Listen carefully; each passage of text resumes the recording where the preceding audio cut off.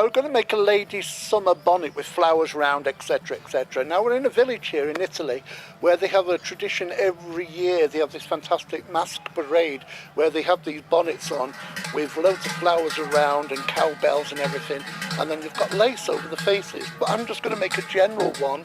If you want to make one specific to this village, you can add your own lace later on. Now you've got the design and it's like a 3D decoupage. All you've got to do is cut these out carefully. You've got the main hat there of the lady's hat, and you've also got the ribbons going round there.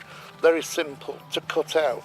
Now I've got the first one here, and I've put some foam pads on the back, but we can use this as a wall hanging, or I'm going to put it in a picture frame as well. I've got some of this little gummy stuff here just to use instead of the foam pads, so that I can use it a few times. So there's the first part of the hat. Now before you stick the other bits and pieces, as I said, there's lots of ribbons hanging. No, sometimes just a mass of ribbons. You can decide how many ribbons you want to put on. Now you can use real ribbons if you want, but I've just cut some paper strips and I'm just going to stick these down before I stick the decoupage layered over bits too.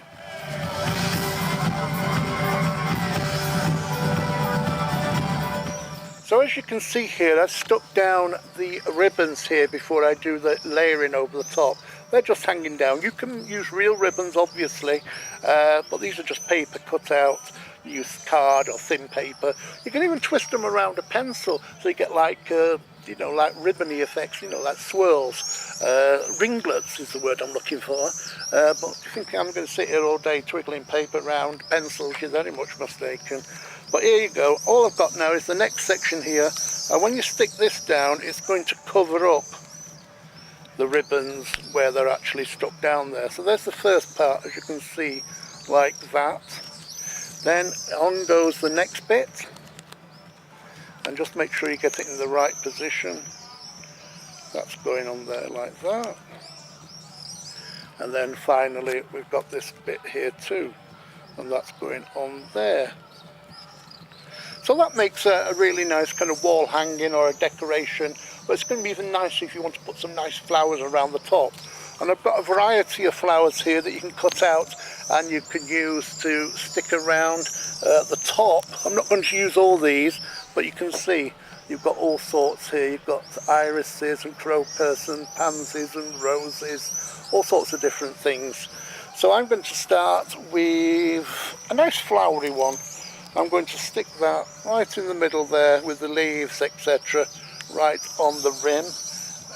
What else have I got? I've got this nice red one here, and I'm going to do this one so it's slightly under the ribbon at the top as well. And I've got this nice one here, this nice pink one.